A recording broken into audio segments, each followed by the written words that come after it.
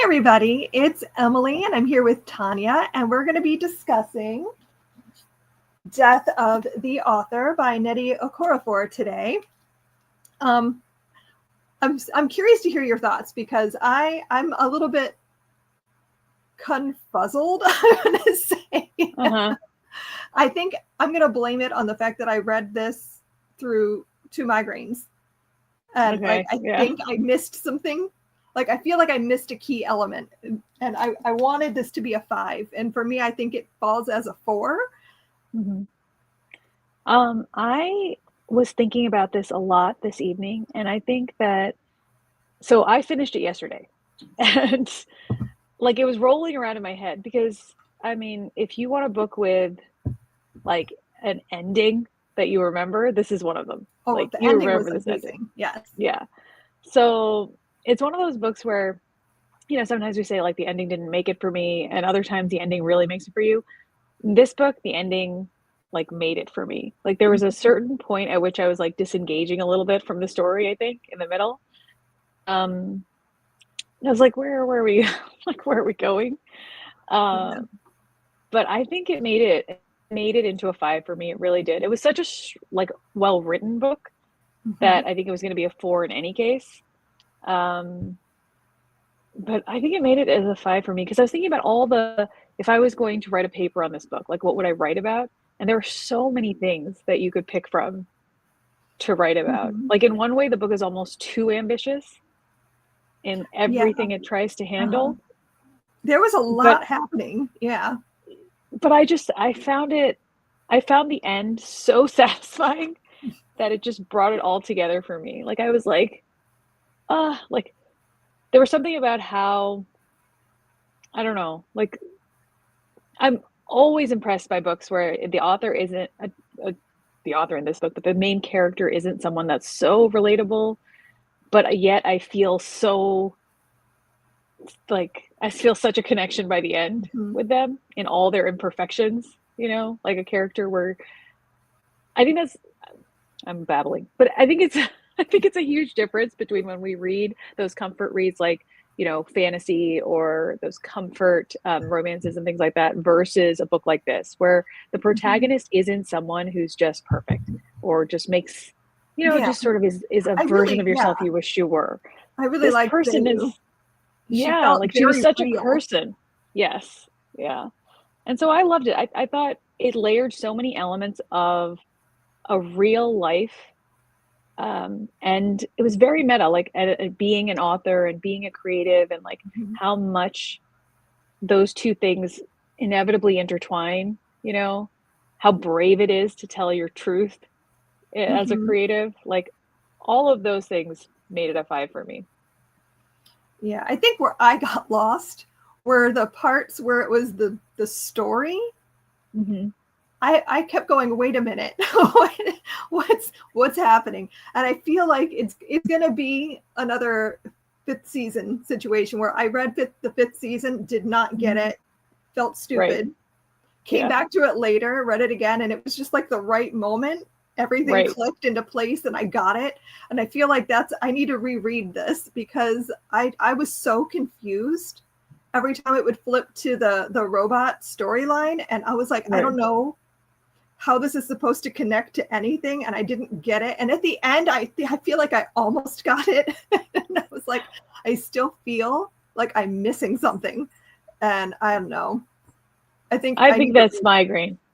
It was an active reading. Like it was a book where you had to really be in it to win it. Yeah, I feel like I needed to see it with my eyes while I was listening, and I couldn't because of migraines. So I was like, I'm just gonna wing it and I'll hope for the best. And I probably also fell asleep in moments, which doesn't help. But like, I really liked the parts about Zelu and her family.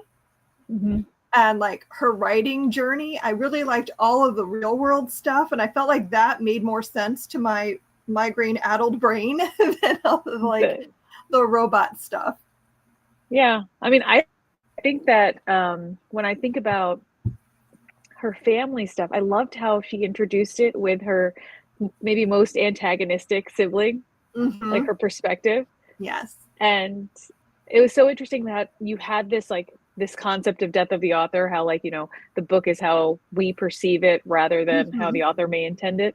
I thought she did such a good job of like making that happen for us over and over again, Yes. you know, because you Uh-huh. go into it with this view of Zelu that's maybe not the most positive, Mm-hmm. and then, you know, it even introduces her with like maybe not the most positive story, you know, not the most positive Mm-hmm. reactions to what's going on in her life. And then you just sort of like get swept up in, yeah, it's the, I don't know, the nuances of being a human in a bad spot, who's had an unfortunate event happen to them that's rendered them paraplegic, Mm-hmm. how you're seen, how you're perceived. I thought it did a great job of not making a hero out of characters that happen to have had misfortune happen or happen Yes. to have a disability. Mm-hmm. I thought it did such a good job of Yeah. portraying a person with a disability. Hmm. Like Yeah, maybe one for of the sure. best depictions I've seen. So I thought Yeah. that was excellent. Um, yeah, have you read Yellowface? Because I haven't, but I this was heard that. like a more like Yellowface is like the most bananas version of like what this story was doing with Mhm. like the idea of the death of the author and like this was like such a I don't want to say it's better because I really liked Yellowface, but this is like a more realistic view of what that looks like, of like the way Mhm. we think about authors and their work and that kind of thing. Like I Yeah, loved I the thought. part where it talked about how like people were writing the next part of the story for her and she was like, how dare Yeah, I was cringing when she was like, and I knew I shouldn't read the mm-hmm. fan fiction. And I was gonna Yes. close it, and I said, "Close it," but I didn't. You know, it's like, dear dear readers, I did not, you know? That must be harsh. When I think about how people must perceive, like, their own fan fiction and stuff, it must be just excruciating Oh to, my like, god. I can't resist even reading imagine. it Yeah. and then seeing it. uh, Yeah. Yeah, that's especially if you're in the middle of writing the sequel or something, you're still in the story. mm-hmm. That's yeah, that takes a lot of self-control. I mean, I found a lot to relate to too in being a, you know, the daughter of first generation immigrants to this country. That whole thing is so we all have these cultural dissimilarities, but there's Mm-hmm. so much in common with the parents who decide to leave their culture and home and family and friends and come here and how Mm-hmm. they've raised us. Like with my friends who are also children of first generation immigrants, I find so much similarity in like, you know, how we were taught to be a certain way and also then how we have to be a different way when we go home and how we're perceived as like the American Mm-hmm. grandkids or the American cousins. So my British cousins and the American cousins used to be like pitted against each other when we would go visit in India, and like they'd have us do spelling. So like Oh all my the gosh. OUR words, you know, like color and things like that. They were like, "Oh, Americans don't know anything because they still follow the British spelling." And we were like, "No, but that is the spelling of these words." So it's that this type of stuff. I mean, I understand my language perfectly, but I don't speak it to anyone really anymore because my cousins were so merciless in how they would tease this type of tension. You know, you want to be part of your homeland, but like can't because everyone's always othering you. There's so much othering in this book that I think is pointed out well. So, Yeah, I really like reading about like immigrant stories. And so this was a mhm, really interesting one because I don't know that much about Nigerian culture. Like I've read a few books set in Nigeria, but I still mhm. feel like it's very unfamiliar. Yeah, it was It made me want to make some food. I was like, all the food they kept talking about, I was like, everything sounds delicious. yeah. The food was great and the clothes. I loved her description of everyone, the Mm-hmm. fabric and the clothes and Yeah. at the wedding scene and stuff. It was Everything was very vibrant. Yeah. yes. Yeah. And her love of all of that was also very interesting. I like the timeline too of how she presents the history. There were so many things that I liked about how she did this book that brought it to a 5 for me, you know? A Mm-hmm. 5 rating is so interesting, right? Because sometimes it's just about the story. Sometimes it's about like your whole emotional journey Yeah. Mm-hmm. reading it. For me, this one was almost like a really like if I was an English teacher selecting a book. Like, I think this would be such a good one to choose. You know, Yeah, like I there's think a lot. There's a lot to talk about. A lot you can dig into with this. Yeah, I feel like my second read is definitely going to be a 5-star because like the only reason I'm giving it a 4 is because I felt so confused in the robot sections. Yeah. Like I really wanted to get that, and I feel like the next time I'm going to get it. I think on a second read, I would get that better too, honestly. There was a lot at the beginning, especially where I was like, I don't understand exactly what has happened to the people.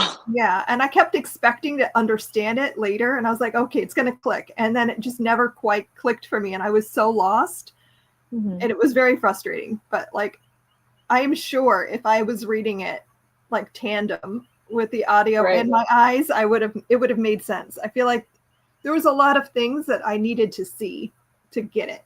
So yeah, especially the descriptions about what was going on with the robots that went out into the sun. Yeah, and things like that. Yeah. No, it was cool though. It was interesting because the scene, you know, where they come back at the end and you have that virtual library, you know, in the Rusted Robots part of the novel. Yeah. Like that night I saw like a picture of, I think there's some sort of infinite bookstore in China that looks like super futuristic and like has all these like, it was really pretty. I'll send it to you if I find it again. It was like, I want to see it. It was like towers of books, but they were all like circular, like, I mean, circular shelves and like these weird irregular patterns. So it really did feel like you were in like, I don't know, some sort of Christopher Nolan movie, you know, like with like these unfolding things. And this library wasn't described that way, but I was like, if I was going to do this, maybe the mental place that you would meet would look like this. Yeah. So, but yeah, I thought it was, I mean, I thought it was also interesting that in the end, regardless of whether you are human or AI or what have you, the thing that matters is that art, you know, that is left behind, like whatever creative impulse you have to put something out. I thought that was an interesting statement. So and I thought the part about where she got like the DNA thing changed to be safer in space, that reminded me of Binti, the Binti trilogy that she wrote, because that one has a lot to do with like your body changing and morphing and becoming alien and the experience. I haven't read her other books. Oh my God, you have to read Binti. Binti is my favorite thing she's written. It's just so, like, the world building is so intricate and detailed, and like you can see it. Yeah, it's really, I didn't realize this was her first adult, like. Yeah, novel. This is like the first time I've read anything she's written that was set in our world. Like everything she writes is very like sci-fi and that kind of thing. So it was really interesting to see what she does, like with a story set here. Yeah, like relative to her life, kind of, and that kind of thing. Yeah, it's interesting. Like, you know, when you talk about character arcs and coming to peace with things, her character arc was interesting, but I feel like she really just sort of became more comfortable with who she actually has always been, rather than like changing into someone else. Even with the exos, even with, you know, the kidnapping, all these things, it was more like, I'm just going to do what I feel is right to do. Like, I'm just going to accept the consequences for that. Even when her family gets upset with her because of how upset her mom got, you know, after the kidnapping attempt and things like that. And she's just like, I'm just going to be here in this moment. I'm not going to like, I'm just going to let it wash over me. This criticism, this anger, this, you know, it was interesting. So, and the end decision to like do the DNA change, you know, in spite of everything, without spoilers. Like, I thought was a reflection of that. Like, she's still that person. She's still that person that if we had heard that at the beginning of the novel, we would have been maybe critical of it. You're just like, well, you are who you are, you know? Yeah. So, I feel like in our 40s, that's something that we're all coming to terms with. It's like that we are who we are. Yeah, definitely. I feel like the older you get, the more you're just like, okay, this is it. This is who I am. Yeah. Deal with it. This is, yeah.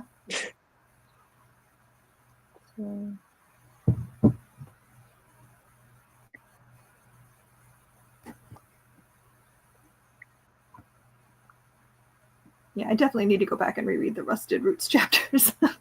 Like, I want it to make sense. I want to understand that, because I feel like that's like almost an integral part of the story of how we get to the end. And I don't know. I'll figure it out. I don't know when I'll get to it. In some ways, I feel like we could have had more of that story to like flesh it out just a little more. You know? Like, yeah. Because I enjoyed that story too. It felt like reading two separate books in a way. And I think, you know, I would like to know, like you were saying, like more about what actually happened. Like, what did that feel like for the ghosts when they got the protocol to destroy the Humes, all of that stuff. Yeah. Yeah. What did they call them in the movie version? Dot and... Oh gosh. Yeah, it was... I was like so mad about it too. I don't remember now. Yeah. Dot and whoever followed love in New York City. Yeah. Like, we have to make it so people will understand. I'm like, I bet they could understand if you give them the chance. Yeah.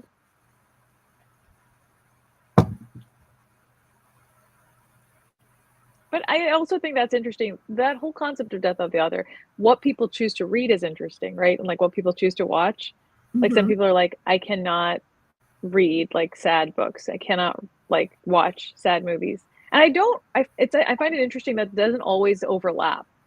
I think there's a lot of people who like are like, I'm fine reading sad books and serious books. I just don't want to see it. Like all I want to watch is light. Like, I think that's typical of the horror community too. Lots of people can read a horror book, but they can't watch a horror movie. And I think that's really interesting. True. Yeah, that's true. Yeah. I mean, it's funny. Like there's books, I think I probably fall in that category, honestly. There's books that I can read that are really out there that I'm like, okay. Yeah, I don't need to see it visually. Like I watch horror movies, but I don't do gore well. And so like I can read a gory book and that's fine. It doesn't bother me, but I cannot handle if I saw that. So yeah. For me, it's almost the audio track more than anything else. I find that I can watch a lot of horror movies on mute. Like but I can't. They make me afraid. So I love watching sci-fi and I rarely read it. Yeah, I feel like that with fantasy. Yeah, I can watch a fantasy and fully grasp it, no problem. But reading it is so much harder because I have to like learn so much back information and stuff. So like I much prefer watching fantasy to reading it. So I can see that. For me, fantasy is a tough one because I'm more interested in fantasy that I've read, but then I'm very critical. So I'm going into it with like a sour attitude.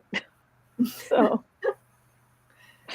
it's a hard sell for me. Well, I'm just critical in general of anything that's been adapted from a book I've read. So yeah, that's hard.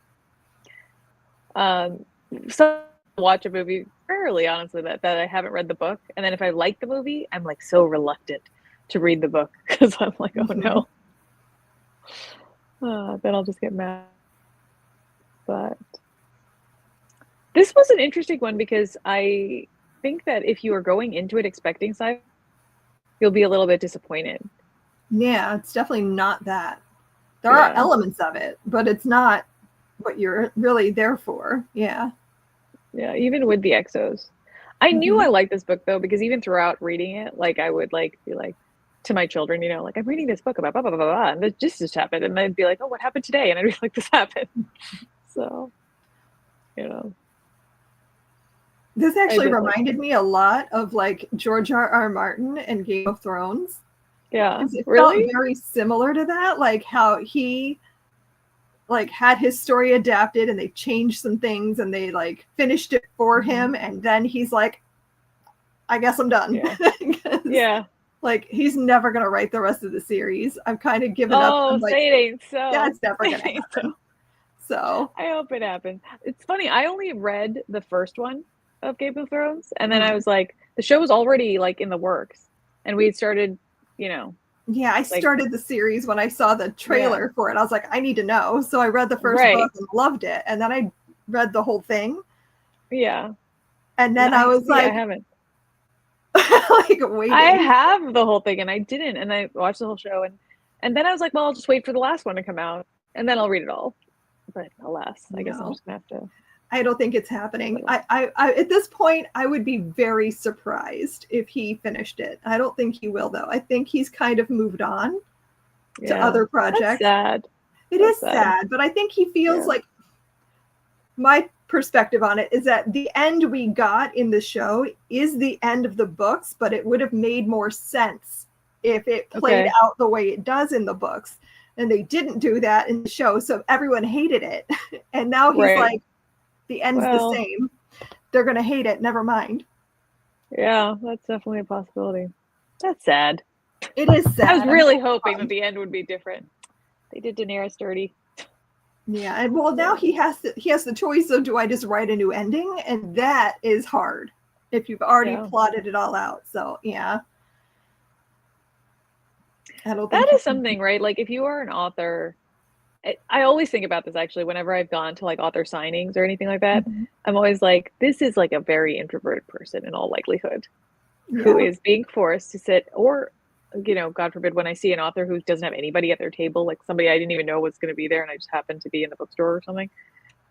And I'm like, this must be excruciating. You're just, you've got your pile of things that you have labored over so intensely. Nobody cares. Or a million people care, and they're probably telling you things where you're cringing inwardly, like repeatedly. I always feel guilty because I do blab at authors when I talk to them.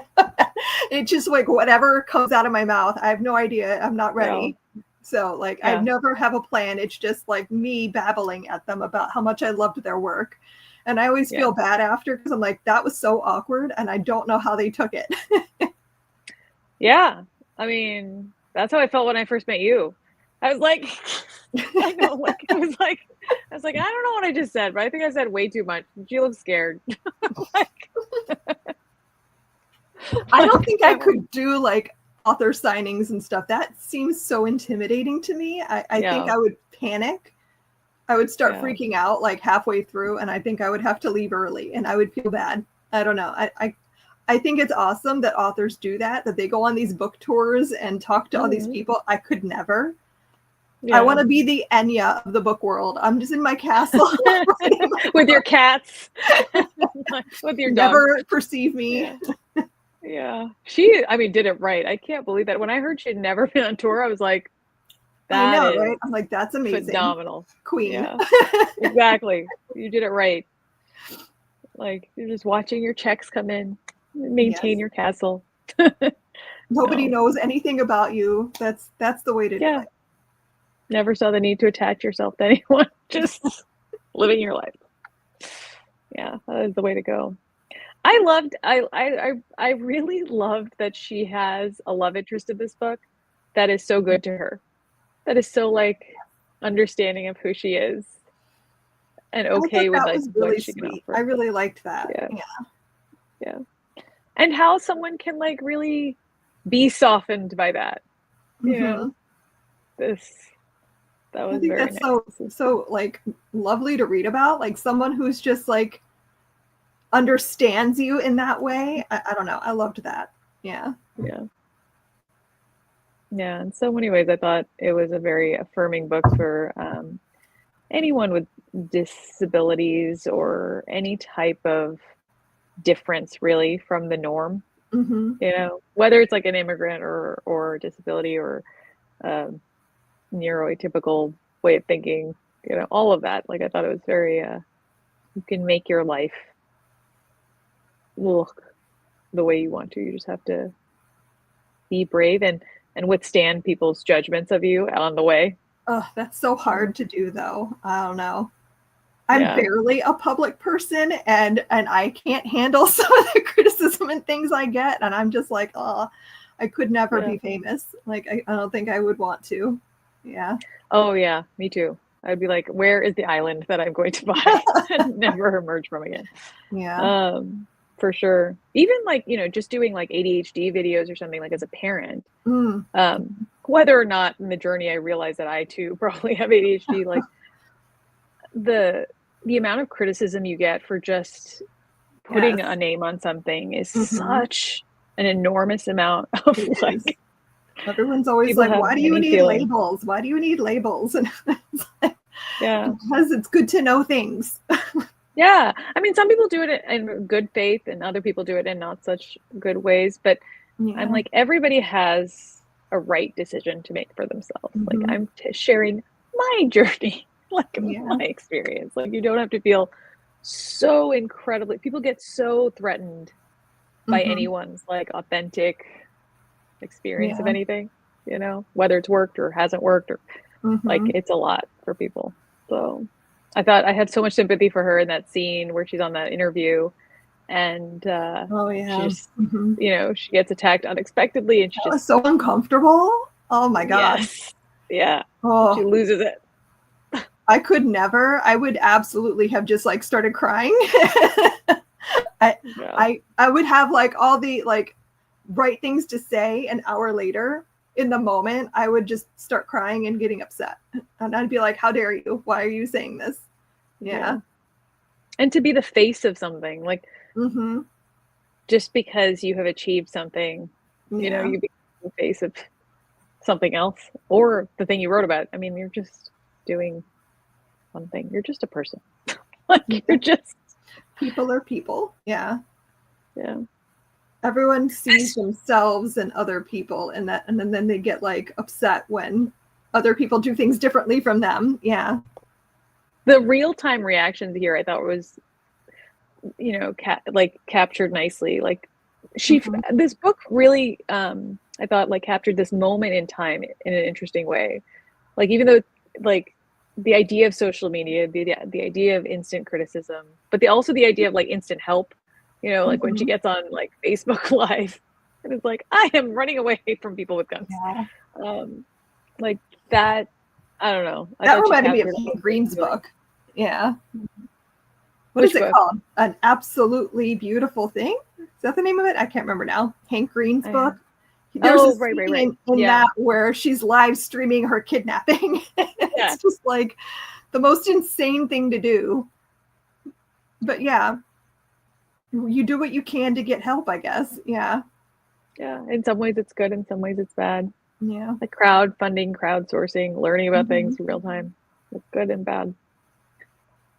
So. An absolutely remarkable thing. That's what it's called, I think. Yeah. I agree with Devette in this. Like, that growth of humans around her, understanding her and accepting her more fully rather than her changing. Yeah, I think the core of her change was really just being okay. Yeah. Like, with other people's... Yeah. I loved the scenes with her family and like the way that they, over the course of the story, started to like, okay, fine, this is who you are. Yeah. And we still love you. I thought that was really beautiful. Yeah. Oh, it was so hard when she told them about her book deal and no one believed her. They're just like, right? How high are you? Like, I mean, it does sound insane. Like, hey guys, guess what? Like, exactly. I'm getting $1 million advance. Yeah. Yeah. No. Like, I'm sure my family would react the same way. They'd be like, no. Exactly. Yeah. Sit down carefully. We will now call 911. Yeah. No, I thought it was beautiful. I think that, there was stories in here that I would have loved to know more about. Like, I thought it could have been a bigger story or a smaller story. She could have gone either direction, like, and it still would have worked for me. Yeah. I liked it. I liked it a lot. Like, I definitely will read Minty and her other books. Like, I loved her style of writing and I loved her style of playing with us, like sort of pushing us from one side to the other of who she is.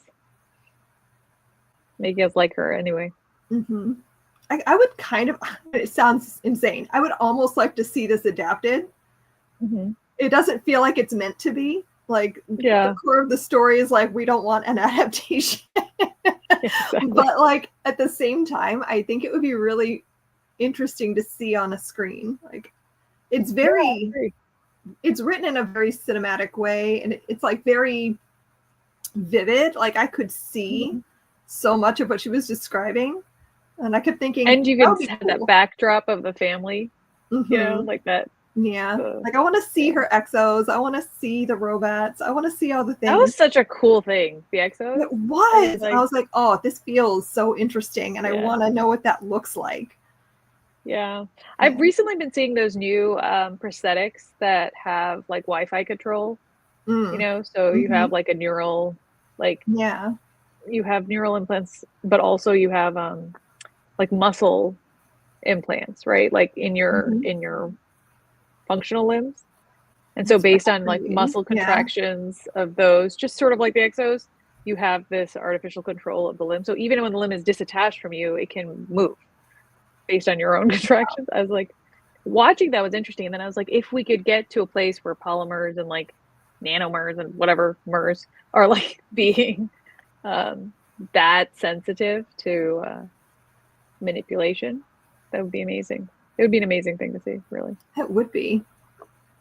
So I think we are getting closer to things like that, which is very exciting.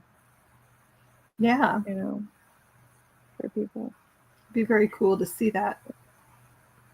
Yeah. And it brought up that whole argument, right? Like that people have about like in the deaf community right now with, you know, implants that allow some people to hear. And so some children who would otherwise have been deaf can hear. And there's a lot of tension, right, in that community about that. So it's an interesting thing to think about.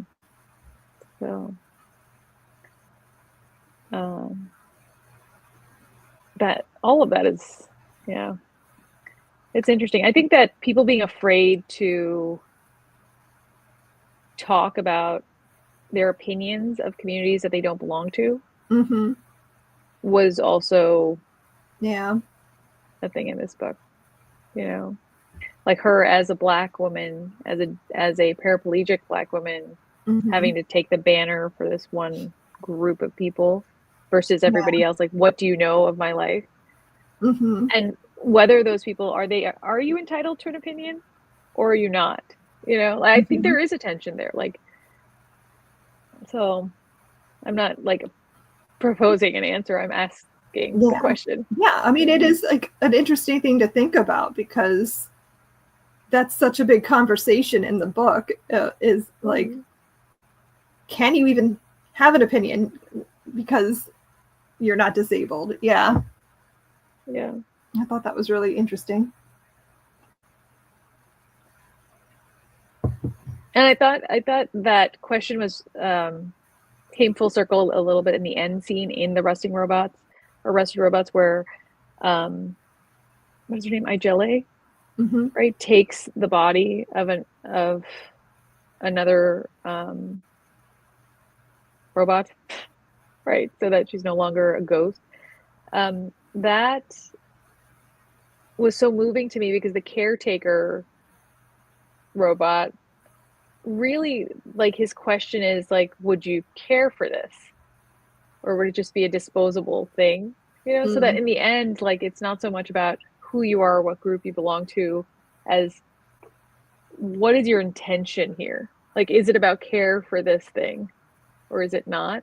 And I thought that could really like overlay the whole story, right? Like, even when she started to see like her family's reactions as coming from care rather than like really anger at her, I think she felt more able to deal, you know, like, so much of life is like that, right? I mean, like trying to see how much people are actually coming from a place of love, you know, or concern. So I found it very moving. I did. Yeah, I really liked this one. I just couldn't quite get to a 5, but I think my reread's going to be a 5. I'm sure of it. Like, I really loved the writing. So yeah. Yeah. I've been thinking, this is totally off topic, but when we talk about which books have gone where we disagreed about the 5, the 4s, and all these, like the Under the Lemon Trees, is it Under the Lemon Trees? The book about Syria. Like that book has been more on my mind recently with like, you know, what has been going on in Syria now, and I've been thinking about it, and it's so interesting how like as you have more exposure to the culture that the story comes from or the actual place, how these percolate in your head, and how if it hits you in a different place. Like I've been thinking about that story more and more in just random scenes and stuff, and I don't know, like that story too has been moving up in my ranking. The way the stories like move as you learn things. I've noticed that over the years. Like sometimes I'll give a rating because I usually rate it immediately upon finishing, and I'm like, right, that was a 4, that was a 3, and then like a year later, I'm like, I'm still thinking about that 3-star. Maybe it wasn't a 3. Exactly. Yeah, maybe I didn't dislike that book as much as I thought as I did, but yeah, it's interesting. 3s is like my worst category in a way, like because 1s are, I mean, rare because generally they're DNF anyway. Yeah. But 2s I'm annoyed by, but I never think about them, so it doesn't really sit with me. But 3s I feel like are the books that really like got my goat in a way. Like they're just like, I'm so irritated by 3s because they're all books that I feel like should have been better in one way or another. Yeah, for me, a 3 is just like, I liked it. Yeah. I was just like, it was a story. I have nothing good, nothing bad. Just it was there, and like sometimes I'll be thinking about it, and like a year later, I'm like, huh, maybe that was a 4, but But in the moment, it was a 3. Yeah. 3s and 4s have the potential to shift. I think 4s more, but yeah, 3s are the ones that irritate me because I feel like if this had been, there's always like, I have a lot of stuff to say about like how this could have been better. Like, you know, whereas a 4, I'm like, I get that a lot of people think it's a 5. You know, like I'm more like it just did do something for me. But 3s, I'm like, you needed a friend to tell you the truth. That book needed a better editor. Yeah. Exactly. Yeah. Someone should have told you. They should have killed off this person early in chapter 2. But, no. I loved it. I'm excited to read her other stuff, honestly. Yeah, she has a lot of books. I'm like, oh, I have a lot to catch up on. I keep trying to see she's my favorite, one of my favorite authors, and I'm like, but have I read enough? I don't think I have. I love Binti. Binti is like one of my favorite things that she's written. Then I'll put that on my list. And I really like Dakota Witch. I haven't finished that series yet, though. I think that's also a trilogy. She writes a lot of trilogies. Yeah, I feel like sci-fi lends itself well to trilogies. That arc.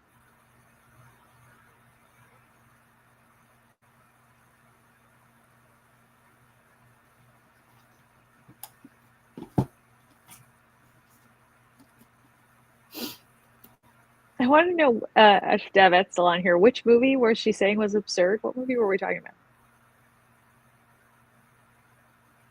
Oh, I think, if I remember that right, I think she was talking about the movie adaptation in the book.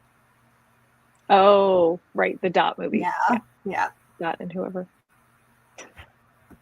I just remember laughing when they were like the fan fiction about how they fall in love in New York. I was like, I love it. Anyway, the amount of irate reaction you'd have to that being the author of the original.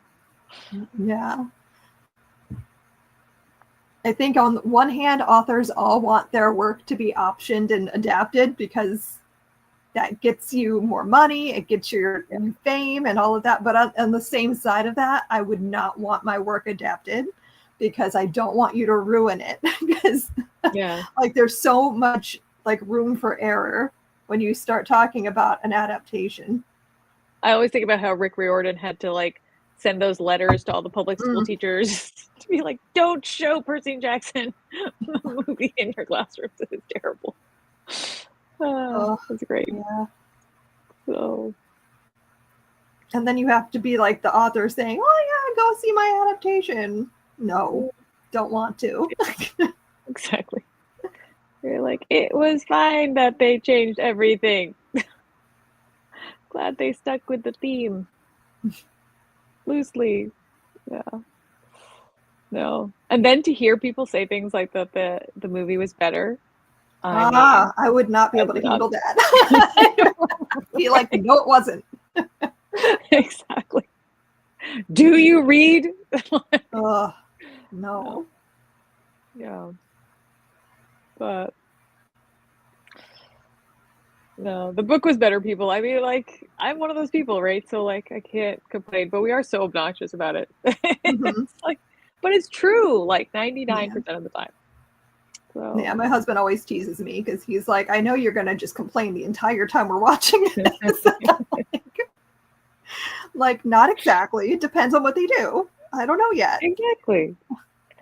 Sometimes they do it well. Like, you got to pay attention to when we're happy. Yeah. It's very rare. But take note. Those are what is the best book to movie adaptation you've seen? So, we can't talk about mini-series because I think the BBC Pride and Prejudice is really well done. I mean, but they basically did it word for word. So. Yeah, that is like what I want from any adaptation. Just exactly. I want a 13-hour. Exactly. You have a script. What do you need? Yeah. Pretty much. You know, it's funny. Speaking of Pride and Prejudice, so like because of the anniversary and all that, I watched the Keira Knightley version again recently, and I was like, you know, this is not bad. It's not great, but it's not bad. It's visually beautiful. I hated it, and then I watched it again, and I was like, okay, wait, maybe it's okay. Like it's still not as good. I was like, but I can see things now. The cinematography is beautiful. You know, those continuous shots are really lovely.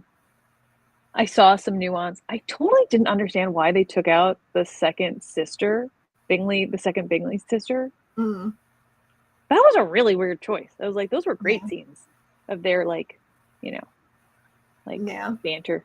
But anyway, no, I just like, I'm still not a super fan, but I can see the value of certain things of it. Book to movie adaptation, the best one for me, hands down, is The Godfather. Like, I think that first one, especially, I think is flawless. I mean, he was on set, and I think Martin Scorsese took a lot of, you know. I've never seen or read that. Everyone's always like, what do you mean? But I've just never They are both beautiful. Yeah, they are both incredibly well done. And I'm not even into books like that. I don't know. But, yeah, they're both exceptionally well done. So it felt like watching the book in my head when I saw the movie. It was extraordinary. Like, so I thought that was exceptionally well done. What else? There's a book by Josephine Hart called Sin. That's very like, it's a very sexy book, but it's about like guilt and the lies we tell and things like that. And I thought that movie adaptation was really well done. Really well done. That's a quick read if anybody wants to read it. I think it's really well written. Have you read Silk? No, I don't think you should read Silk. You could read it over lunch. It's like super short. Okay. It's like by, I think it's Alessandro Barricio. I might be adding C's. I don't know. I think that's the author's name. It's a very slim volume. They did a movie adaptation of that also with Keira Knightley, I think, that I did not like. But it tried. So the book is beautiful. The book is beautiful. That should be a February read for us if we ever do one. It's super short. Like anybody could do it. So I think my favorite book to movie adaptation is still Lord of the Rings. That's my comfort movie. Yeah. Yeah. They did a beautiful job. It's so beautiful. Yeah. Like I didn't even mention that. Yeah. Just looking at it and hearing the music soothes me. So if I'm having like a really bad time, I put on Lord of the Rings. They did such good casting. Oh my God. For the that casting movie. is immaculate. The casting is every single person was made to play that role. Exactly. That was tough. I was like, that's a tough movie to accomplish that with. I always thought it was impossible. I didn't think anyone could adapt it. I'm like, only a cartoon version, because there's no way you could ever adapt that. And then they did, and it was so beautiful that I cried watching it in the theater. It was really beautiful. That was a movie too where I was like scared to see it. Because I was like, like it's gonna be so bad. And it was so good. Yeah. I remember when I first heard about it, and I heard Elijah Wood was going to be in it. I was like obsessed with Elijah Wood as a kid, so I was like, oh my God. Yeah. He really does have the most stunning eyes. He does. Like in a human head. Like even when he's in interviews now, I'm like, how's this happening? So yeah, he almost has anime eyes. They're just so big. Yeah. And they're so blue. Like they're so blue. Yeah. As an adult person, especially, I'm like, what's happening? How is this scientifically possible? So I think my youngest asked once when she was watching, she was like, "Are those contacts?" I was like, "I don't think so." No, those are real. Those are made for the movies. The man was blessed. Yeah, exactly. No. Yeah, that's a beautiful adaptation. I always think of historical adaptations because that's just where I go for adaptation things, not so much fantasy. And the amazing thing about Lord of the Rings is fantasy is so hard to adapt well. It's so hard. Like I've seen so much bad fantasy. Yeah. It's so easy to like ruin it with like making it overly cheesy and weird, but like they did such a good job. Yeah. Have you read Wheel of Time?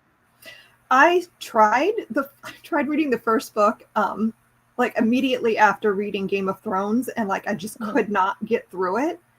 And I read the first book in high school because I want to try it again at some point, but I just didn't like it. I remember, and I was like, "Oh, you guys are just, I don't know, obsessed for no reason." Like I think then I watched the series. Yeah. So yeah, I've watched the series, and I didn't like season 1. I like season 2 a little, but I loved season 3. We watched season 1 and didn't like it, and then I was just like, "See, I just knew that I wouldn't like this," and so we never continued it. And now I saw it got canceled, so I was like, "Well, never mind. I don't want to bother with it now." But it gets better, and it kind of ends in a I always hear people say, "Oh, you got to give it like 4 books." I'm like, I do not have time for 4 especially for 1,000-page books. Exactly. These are like 300 pages that we're talking about. Yeah. No. But yeah, I thought it got much better by the 3rd season, which made it sad. So the 3rd season was actually, I mean, it had beautiful scenes, but I'm not comparing it to the books because I haven't read. I barely remember the first one, honestly. But it was one of those series that always made me feel kind of bad because it was like all the readers had read it, kind of series, and I was always like, no, I haven't read Wheel of Time. So at some point, get into that one. I'm still mad that they canceled Shadow and Bone. Yeah, that was crazy. I will never not be all mad the best shows. Yeah, I'm like, you had one more season. We only needed 1. Like it's a trilogy. So weird. I know. Such a bad decision. I almost canceled Netflix. Now they cancel everything. Oh, they cancel everything that people want because they don't care. They just want to make another fluff true crime drama. Yeah. But they want to make it into a 9-part series. Of course. Where we're interviewing every single neighbor. Though. Shadow and Bone should have had like a huge audience. So I don't get it. I don't know why they did that. And it makes me grumpy. Yeah, all those things make me grumpy. But what can you do? I was thinking about it while I was reading this book was she's now, it was so meta for me. I'm like, now she's listening to like, I'm sure reviews of people talking about how meta is and some, I don't know, which is interesting. So, and if there's an adaptation, like I wonder when her agent comes to her with this like, hey, so Netflix wants to option it. Yeah. As an author, I think I would be like, no, but also like, how much money are we talking? But also exactly. No. Yeah. where does my yes lie? Yeah. Everybody's got a number. So I also found myself thinking the billionaire in this book, you know, with his quasi SpaceX program. I know. I was like, are we talking Elon Musk? Yeah. I was like, if only we had someone who seems this generous and kind. Yes. But alas. Anyway. So next month, our summer lineup? Yeah, so our next book that we're reading is Somewhere Beyond the Sea by T.J. Klune. So excited. I'm very excited to read this. I just reread The House on the Cerulean Sea because I made Rob read it. That's part of our like little husband-wife book club. I made him read that and he did not like it. Oh, really? He's not one for like cutesy fantasy. And this is definitely kind of on the cutesy side. He said it felt too much like a children's book for him. But I loved it. I read it as a read aloud with Regina. And she she won't say out loud that she liked it, but she seemed like she was enjoying it while we were reading it. So I just was like getting so excited as I was reading that again for this. I read the first one because we were going to have this year. So I read it like a couple of months ago and I was listening to it on Audible in the car. And I could tell that my middle one, my 12-year-old liked it too. Cause she was like, oh, cause usually if I'm listening to my book, she gets annoyed. But like, she was like, oh, do you want to play that one? And I was like, sure. Like, you know, and she was like, tell me when you're finished with it. Cause I don't want to like mess up where you are. And then I'll listen to it. So I realized the last time we had talked about that, I had completely mistakenly assumed that a different author that I was reading to the youngest was also writing as a pen name as T.J. Klune, but it's not. She was writing as T. Kingfisher. Yes. Yeah. Yeah. And I was like, T. Kingfisher. I think she writes under a couple different names.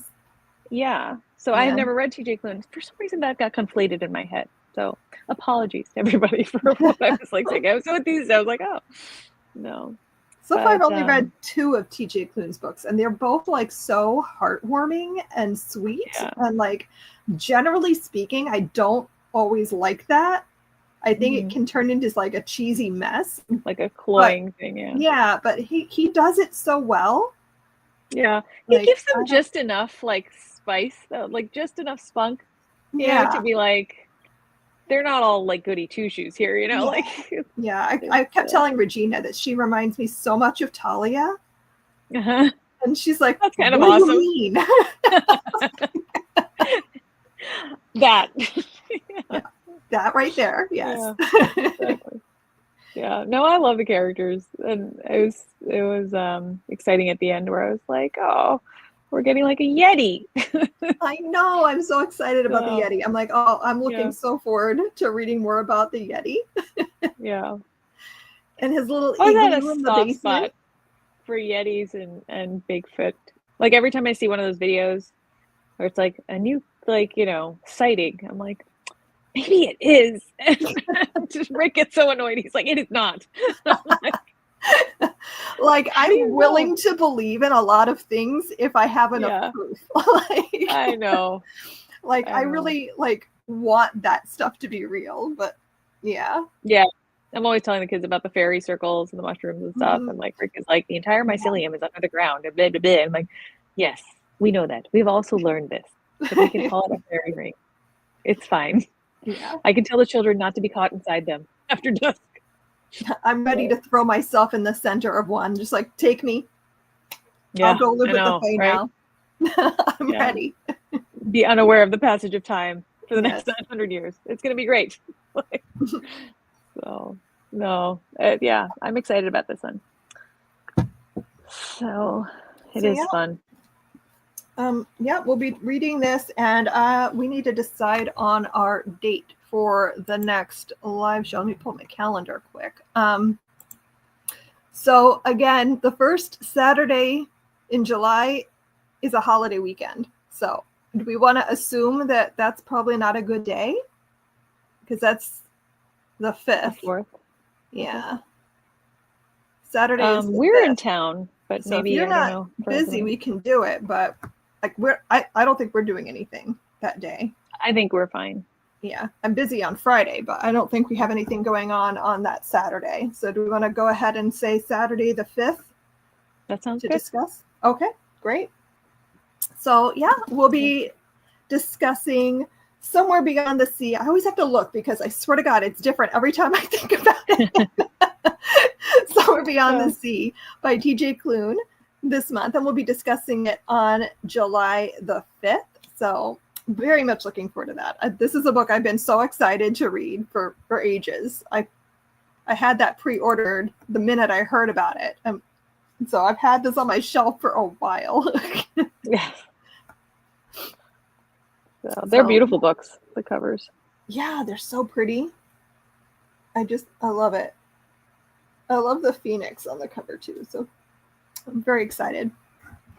So yeah, we'll be discussing that soon. So I'm looking forward to that. Thank you all for coming today. We had a great discussion. I hope you all had a good time, and we will see you again next month.